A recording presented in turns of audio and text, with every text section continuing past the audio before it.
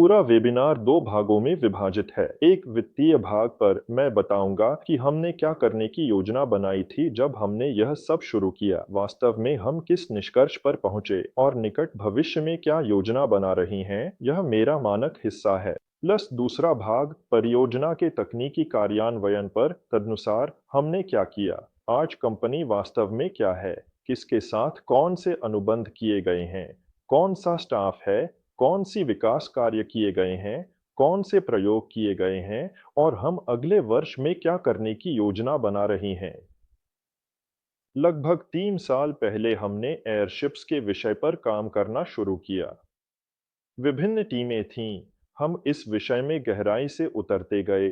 फिर गर्मियों में हमने इसमें और अधिक सक्रिय रूप से शामिल होना शुरू किया। फिर मैंने निर्णय लिया। 27 जुलाई 2024 को मैंने टेलीग्राम में एक चैट बनाने का फैसला किया, जिसमें मैंने अपने दोस्तों, सहयोगियों, समान विचारधारा वाले लोगों को जोड़ा और घोषणा की, देखते हैं, इकट्ठा होते हैं, पहले 100 लोगों को इकट्ठा करते हैं और धीरे धीरे आगे बढ़ना शुरू करते हैं। सार्वजनिक रूप से पहले ही घोषणा कर दी। इसके अनुसार लगभग 2 हफ्तों के भीतर हमने पहली, कह सकते हैं, प्रस्तुति आयोजित करने का निर्णय लिया, जिसमें हमने बताया कि हम इस परियोजना की तैयारी कर रहे हैं। मुझे लगता है यह सम्मेलन एक सम्मेलन बन गया। हालांकि हम आपके साथ सिर्फ एक छोटा सा ऑनलाइन घोषणा करना चाहते थे, लेकिन अंत में आए डेवलपर्स, संभावित साझेदार, उत्पाद निर्माण के साझेदार, बड़ी संख्या में निवेशक, नए लोग और हमारे वर्तमान लोग। जैसे इसके अनुसार बड़े पैमाने पर हम इसे एक प्रकार की शुरुआत मानते हैं। यह लगभग 8 अगस्त थी जब हमने कहा कि हम सभी परियोजना की शुरुआत के लिए तैयारी शुरू कर रहे हैं। तो हमारे पास क्या है? यह शुरुआत में ही घोषित किया गया था कि हम प्री लॉन्च चरण में $2.5 मिलियन का मुख्य लक्ष्य रख रहे हैं। एक बिल्कुल नई परियोजना शून्य से शुरू की गई है। समय सीमा हमने विशेष रूप से नहीं बनाई थी, लेकिन वास्तव में आज ऐसा हुआ कि हमने कुछ दिन पहले वेबिनार की योजना बनाई थी और राशि आज ही इकट्ठा हो गई। यह कुछ घंटे पहले की बात है। और हमारा वेबिनार इस बारे में है कि हम वास्तव में प्री लॉन्च चरण को समाप्त कर रही हैं। आज हम यह घोषणा कर रही हैं कि हम परियोजना शुरू कर रही हैं। सब कुछ तय हो गया है। तारीख 4 तारीख को है, जो कि वर्तमान में हमारे पास धन के हिसाब से है। इसका मतलब है कि कंपनी में वास्तव में $2.5 मिलियन आए हैं।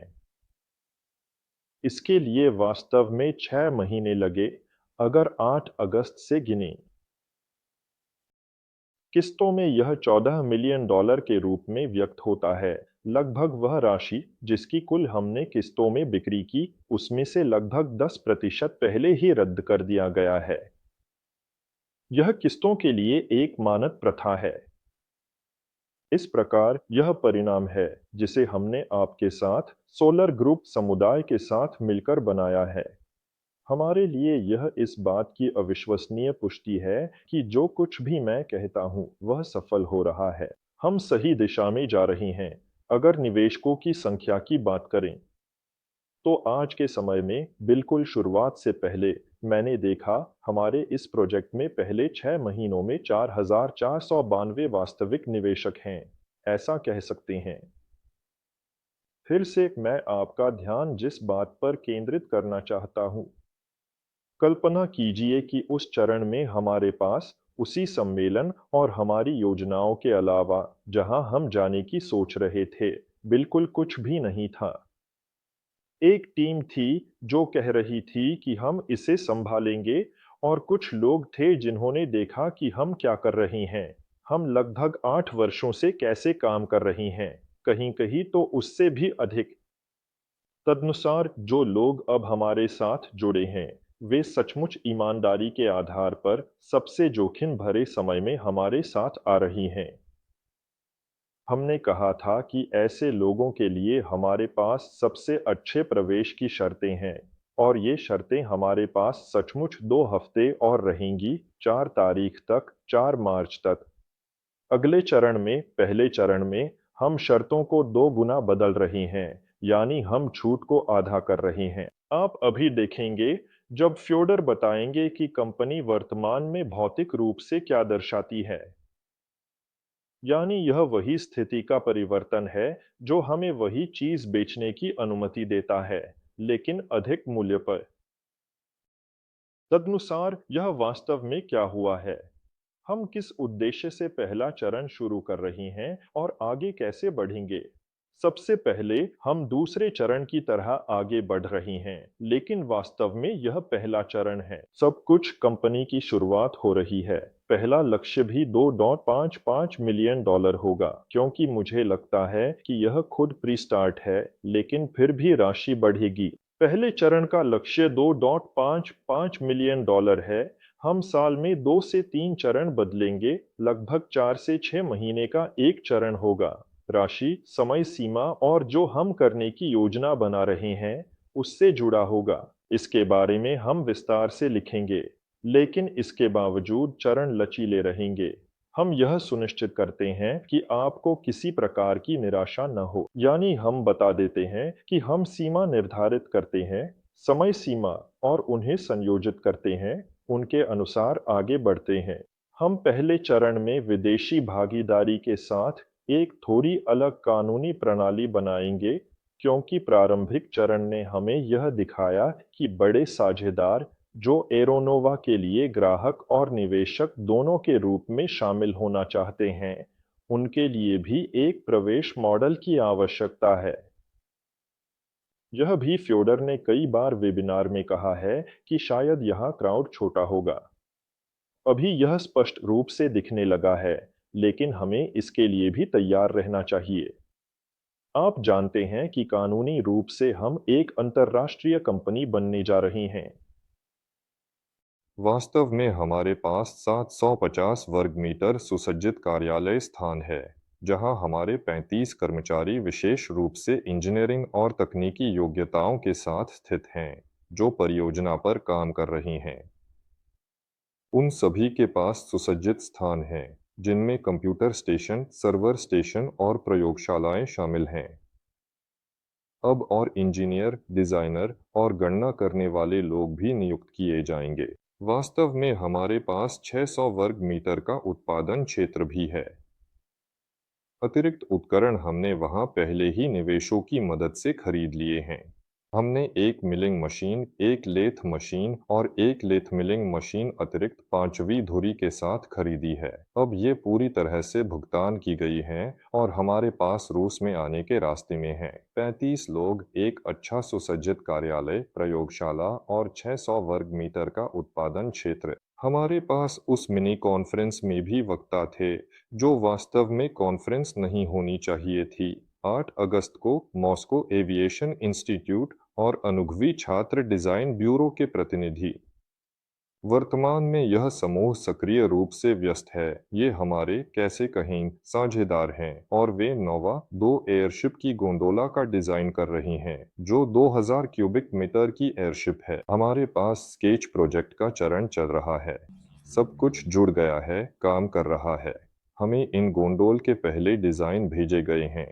हमने उनसे कहा, दोस्तों बनाओ, वे स्वाभाविक रूप से बना रही हैं। हमने इन बाहरी रूपों पर काम किया था। सभी द्रव्यमान भार सारणियां गणना की गई, एयरशिप की पूरी ऊर्जा गणना की गई, यहाँ तक कि सभी वायुगतिकी की भी गणना की गई और कुल मिलाकर हमने एक बड़ी मात्रा में प्रारंभिक डेटा इस केबीएस को प्रदान किया और उनके साथ मिलकर विकास के लिए तकनीकी कार्य का गठन किया। अभी हाल ही में प्रारंभिक परियोजना के दौरान हमें पहले डिजाइन दिखाए गए थे। यह नोवा 2 एयरशिप के बारे में है। क्या इसे एरोनोवा माना जाता है, क्योंकि एरोनोवा के लिए हमारे पास विकास शुरू हो चुका है और यह पहले से ही पूरी तरह से डिजाइन के दृष्टिकोण से विकसित हो चुका है। यहाँ नोवा 01 एयरशिप है, जो 130 क्यूबिक मीटर की है। यह अभी सक्रिय चरण में है और उत्पादन के अंतिम चरण में है। सभी आवश्यक पुर्जे खरीदे जा चुके हैं, जिन्हें खरीदा जा सकता था। जो डिजाइन करना था, वह सब तैयार कर लिया गया है। जो डिजाइन किया गया है उसके निर्माण के लिए सभी सामग्री खरीदी जा चुकी है और पहले मैंने कहा था कि हम इसे फरवरी के अंत में लॉन्च करेंगे और हवा में उठाएंगे। ये समय सीमा आगे बढ़ रही है, ज्यादा नहीं, मार्च के मध्य तक हमें निश्चित रूप से उड़ान भरनी चाहिए। हम मार्च की शुरुआत में करना चाहेंगे। हम कोशिश करेंगे के अलावा जिनका मैंने पहले उल्लेख किया था। वैसे हमें केवल यह स्केच नहीं देगा बल्कि कुछ और डिजाइन भी देगा और यह संभव है कि हम सभी को सार्वजनिक कर सकें कि प्रायोगिक डिजाइन टीम गोंडोला पर काम कर रही है। स्वाभाविक रूप से एरोनोवा के अपने कर्मचारी 34 इंजीनियर बाकी सभी उपकरणों पर काम कर रहे हैं। यह खुद एयरशिप का ढांचा है, एयरशिप का नरम ढांचा, इसका डिजाइन, सभी वायवीएक्स सिस्टम का डिजाइन, पूंछ का डिजाइन, नियंत्रण योजनाएं और पावर प्लांट पूरी तरह से हमारे ऊपर है, और घूर्णन ट्रांसमिशन और प्रोपेलर का डिजाइन प्रोपेलर रिंग में होंगे। यहाँ तक कि प्रोपेलर का डिजाइन भी हमें खुद करना पड़ा। वहाँ सब कुछ इतना दिलचस्प है, एक चीज दूसरी से निकलती है। यदि हम यह मानकर शुरू करते हैं कि बाजार में कौन से प्रोपेलर उपलब्ध हैं, तो प्रोपेलर का प्रदर्शन करना होगा, हमारा एयरशिप कैसा होगा और वहाँ कौन सा इंजन लगाना होगा। इस सहमति ने नतीजा यह कि प्रोपेलर का डिजाइन करना आसान है। विभाग बनाए गए हैं और इन 6 महीनों में जो किया गया है वह है 35 लोगों के बीच संचार स्थापित करना। हम किस प्रकार का उपकरण बना रहे हैं, कब उन्हें अपना हिस्सा तैयार करना है, जानकारी का आदान प्रदान है। वे एकीकृत सूचना वातावरण में काम कर रही हैं। हमारे पास सभी दस्तावेजों का रखा जाता है, संरचित है, आंतरिक नियमावली है, पहुंच अधिकार सेट किए गए हैं, चैट्स बनाए गए हैं, उपचैट्स बनाए गए हैं। तब हम सभी मिलकर इकट्ठा होते हैं, यानी व्यवस्थाएं। हमारे यहाँ सोमवार को बड़ी प्रारंभिक बैठकें आयोजित की जाती हैं। मंगलवार को इंजीनियरिंग केंद्र के अंदर मेरे और मुख्य डिजाइनरों के बीच। बुधवार को वे अपने विभाग प्रमुखों के साथ बैठक करते हैं। गुरुवार और शुक्रवार मुख्य कार्य दिवस होते हैं। ऐसा लगता है कि यह सबसे महत्वपूर्ण कार्यों में से एक था, जिससे पूरी टीम सक्रिय हो गई और अब इसका परिणाम एक उड़ने वाले उपकरण के रूप में सामने आएगा। और अगर भागीदारों की बात करें तो आपने देखा होगा कि हमारे पास पहले से ही उड़ान भर चुका है। हमारे पास स्ट्रेटोस्फीयर में उड़ान भर चुका है। ये हमारे भागीदार हैं, जैसे कि डेनिस येफ्रेमोव स्ट्रैटोनॉटिक्स से और आर्काडी एमजीटीयू बाउमन से। आर्काडी बाउमन में छात्र इंजीनियरिंग केंद्र के वायुयान के कार्यकारी निदेशक हैं। हमने इस दौरान 6 महीने में कई बार स्ट्रेटोस्फीयर में उड़ान भरी है। हमारे पास कुछ प्रमुख लॉन्च थे। यह तब था जब हमने डेनिस येफ्रेमोव के साथ मिलकर, कह सकते हैं, उपयोगी भार, भविष्य के उपयोगी भार लॉन्च किए। वास्तव में सभी को पहले से ही पता है, मैंने 20 बार बताया है, याद दिला देता हूँ। ये वे उपयोगी भार हैं जिन्हें अंतः ध्रुवीय भंवर में उड़ान भरनी चाहिए और सामान्य रूप से रेडियो संचार को अंजाम देना चाहिए। कुछ प्रमुख लॉन्च थे जिन पर हमने इस काम का परीक्षण किया। साथ ही आर्काडी के साथ मिलकर हमने लंबे समय तक बहने वाले उपकरणों के लिए अपनी खुद की आवरण बनाने की तकनीक विकसित की। तकनीकी प्रक्रिया को स्थापित किया, उपकरण खरीदे, मूल कच्चा माल पाया और अंततः पहली रूसी छोटे पैमाने की स्ट्रेटोस्फेरिक आवरण प्राप्त की और पूरे 2 कारखाने के लॉन्च का परीक्षण किया। हमने उन्हें आंशिक रूप से प्रसारित किया। आपने यह देखा, पहला कारखाना लॉन्च बिल्कुल सफल नहीं हुआ, मतलब यह उड़ान भरी, लेकिन हमने इसे नियंत्रित तरीके से नीचे उतारा। दूसरा योजना के अनुसार हुआ और अब जल्द ही तीसरा अंतिम लॉन्च होगा, जिसे हम दीर्घकालिक उड़ान के लिए छोड़ने की योजना बना रहे हैं। हाँ, तो मार्च के पहले दिनों में लॉन्च की उम्मीद करें। हम भी हमेशा इसका इंतजार करते हैं। दीर्घ प्रोदिंस्की डीकेबी ऑटोमेशन। असल में यह वही सोवियत एयरशिप निर्माण है जो अब तक उन दिनों से बचा हुआ है जब नोबेल ने निर्माण में मदद की थी और वे एयरशिप बनाते थे, और अब वे एरोस्टेटिक सिस्टम्स के लिए सरकारी आदेशों पर काम कर रही हैं। हमने उनके साथ एक बड़ा समझौता किया है संयुक्त गतिविधियों के लिए, और हम उनकी मदद कर रहे हैं और वे हमारी मदद कर रही हैं। हम विशेष रूप से उनके साथ अभी कपड़ों का परीक्षण कर रहे हैं। हमने इस दौरान बाजार से बहुत सारे कपड़े इकट्ठा किए हैं जो उपलब्ध हैं, और वे रूसी, चीनी, ताइवानी, कोरियाई और यहाँ तक कि अमेरिकी भी हैं। और सभी के पास जैसे प्रमाण पत्र हैं, विशेषताएं हैं, लेकिन हमें फिर भी गैस पारगम्यता और फाड़ने की मजबूती, वेल्डिंग क्षमता और बहुत सारी चीज़ों की शर्तिया जांच करनी होती है। और इस तरह की एक पूर्ण प्रयोगशाला जो गोस्ट और सभी विधियों के अनुसार काम करती है, वह यहाँ एकमात्र डी है। और डी हमें अभी मदद कर रहा है, बल्कि पहले ही हमें नोवा 01 एयरशिप के लिए मुख्य कपड़े के चयन में मदद कर चुका है। और हाल ही में उन्होंने निष्कर्ष जारी किया और हमने तुरंत नोवा 01 की आवरण का उत्पादन शुरू कर दिया। सब कुछ ठीक हो गया, कपड़ा उपलब्ध है और अब नोवा 02 के लिए, नोवा 2 इंच के लिए विशेष कपड़े की खरीद की योजना बनाई जा रही है। तो यहाँ एक और साझेदार BKB एरोस्टेक है, जिन्होंने आपको अभी एक और टीम से समझौता ज्ञापन भेजा है। लेकिन ये पहले से ही ग्राहक के रूप में हैं और वे एक अन्य देश कजाकिस्तान से हैं। यह एक परिवहन कंपनी है, हम उनका नाम नहीं बता रही हैं। वे सामान्य रूप से एयरशिप पर अपनी गतिविधियों को विस्तार करने की योजना है। वे अपने माल के प्रवाह को लाखों टन में भेजते हैं। सामान्य रूप से हम उनके साथ मिलकर विशेष रूप से मालवाहक ड्रोन एयरशिप की श्रृंखला पर काम कर रही हैं। यानी कौन सी अर्थव्यवस्था उन्हें संतुष्ट करेगी ताकि वे उनका उपयोग करना शुरू कर सकें।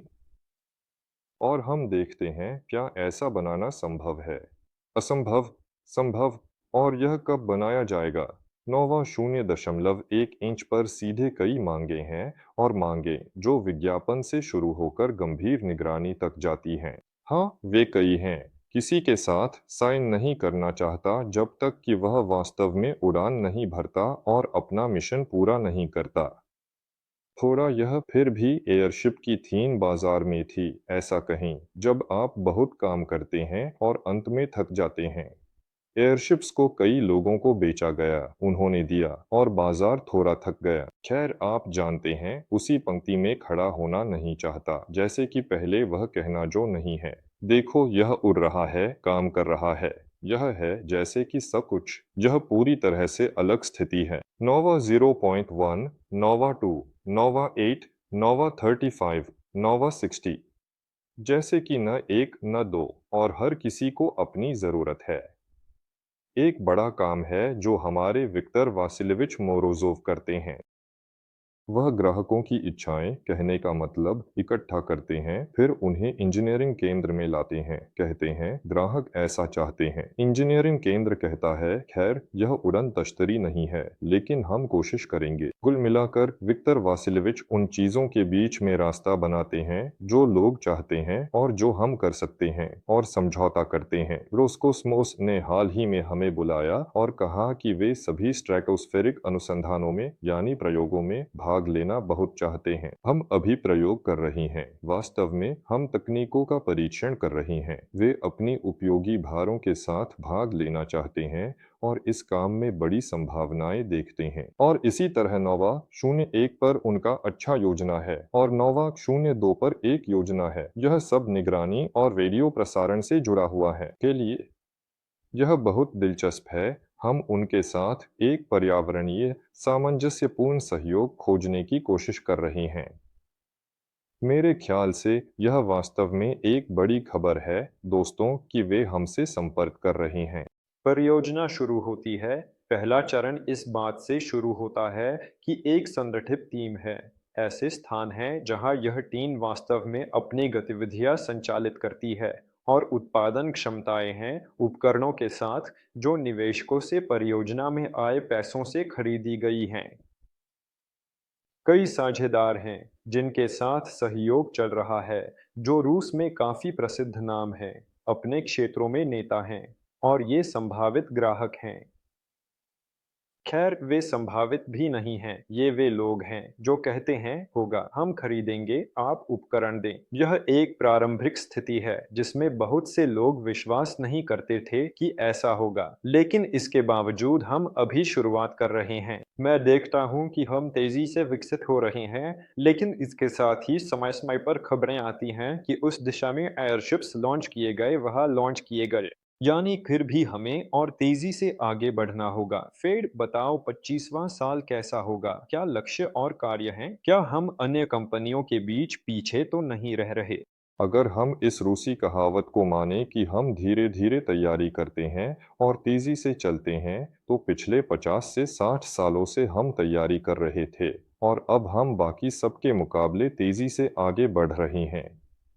क्योंकि ब्रिन एयरलैंडर और चीनी सभी वास्तव में दशकों से अपने प्रोजेक्ट्स पर काम कर रहे हैं। हमने 6 महीने में एक छोटा सा उपकरण बनाया है जिसे आप अभी देखेंगे, और इस साल 25वें में हम नोवा 2 फीट बनाएंगे और हवा में उठाएंगे, शायद 25 से 26 में, जनवरी फरवरी में देखेंगे, शायद दिसंबर में भी, यह निश्चित नहीं है। हम इसे एक साल के भीतर लॉन्च करना चाहेंगे जैसा कि हमने वादा किया था। हमने भी प्रोजेक्ट शुरू किया और वहां सितंबर से अक्टूबर में शर्तिया ऑफिस में प्रवेश किया, और यह कि हम इसे एक साल में लॉन्च करेंगे।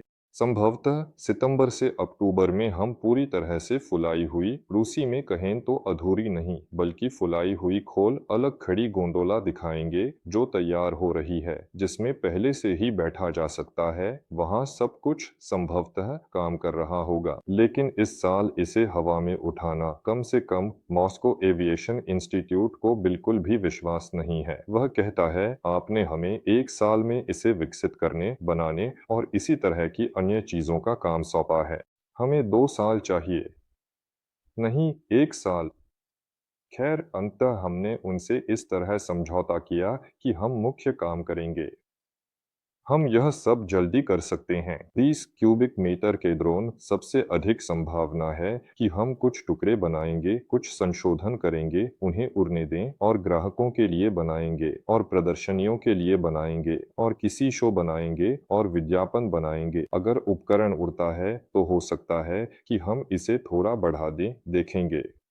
हमारे पास हर महीने, हर तिमाही में एयरशिप के उत्पादन की संभावनाएं बढ़ रही हैं, और जितनी अधिक संभावनाएं हम प्राप्त करते हैं उत्पादन के साधन, उतनी ही तेजी से स्वाभाविक रूप से हम इन एयरशिप्स को बना सकते हैं, संशोधित कर सकते हैं, और गर्मियों तक योजना बनाई जा रही है। और यह अच्छा होगा कि हम पहले से ही भूमि के टुकड़े के साथ अंतिम रूप से तय कर लें। हमने पहले ही समझ लिया है कि भूमि का टुकड़ा किसी हवाई क्षेत्र के उड़ान क्षेत्र की ओर देखना चाहिए या आदर्श रूप से हवाई क्षेत्र का हिस्सा होना चाहिए। स्वाभाविक रूप से इस भूमि के टुकड़े पर हमें फिलहाल एक अस्थायी संरचना स्थापित करनी होगी। परियोजना में एक बड़े हैंगर का निर्माण शामिल है, लेकिन अभी नोवा 01 क्यूबिक के असेंबली और परीक्षण के लिए एक अस्थायी संरचना स्थापित करना अच्छा होगा। हमारे पास असेंबली और परीक्षण के लिए जगह है।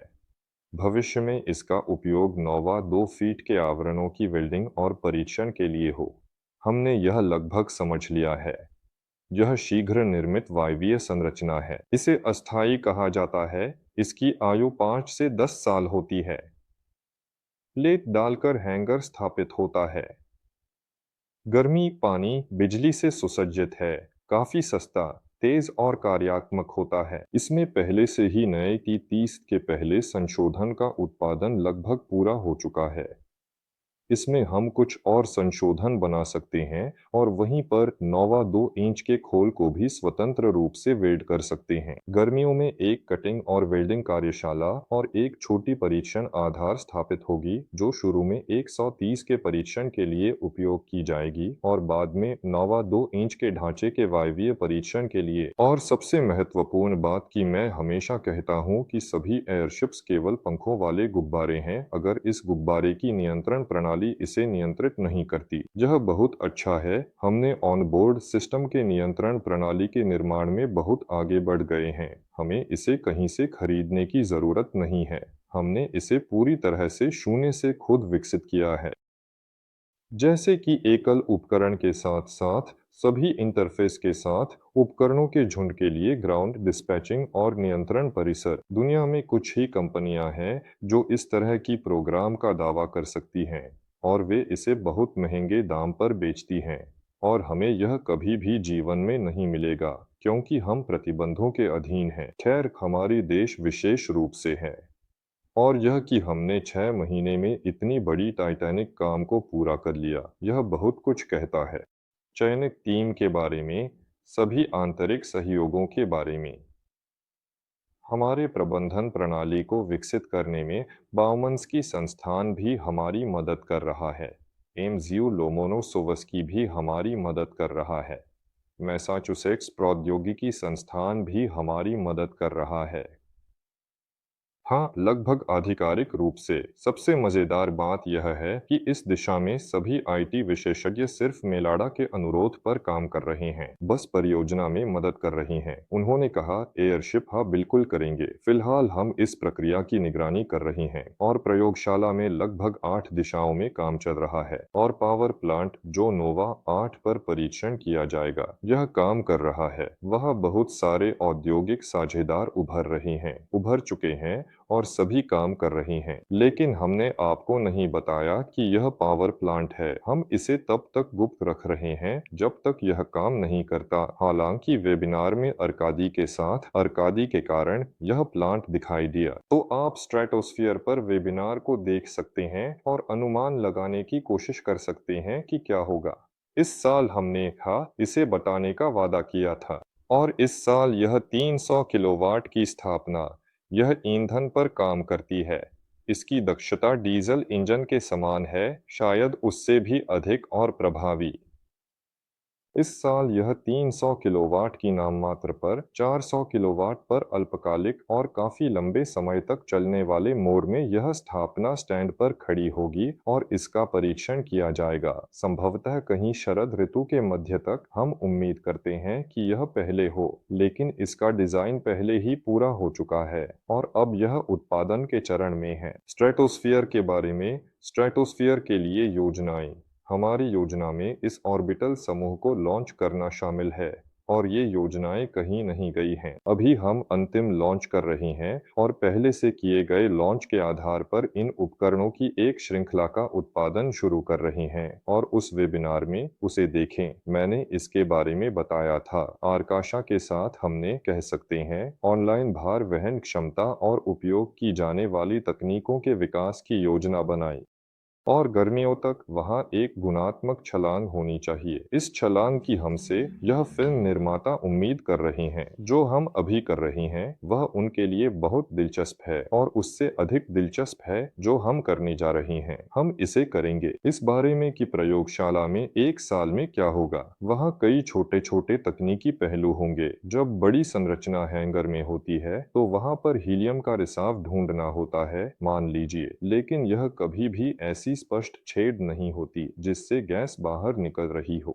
यह वेल्डिंग के जोड़ में एक छोटा सा दोष हो सकता है और इसे कैसे ढूंढा जाए। कुछ प्रस्ताव हैं और वे अब काम में आ चुके हैं। हीलियम की सफाई के लिए ऑनबोर्ड सिस्टम, यह भी प्रयोगशाला का एक प्रोजेक्ट है और यह भी इस साल पूरा हो जाएगा। पहले हीलियम अनुपातिक दबाव के कारण फिर भी हवा आवरण में प्रवेश कर जाती थी और हीलियम आवरण से बाहर निकल जाता था और एक साल में हीलियम की शुद्धता बहुत अधिक घट सकती है।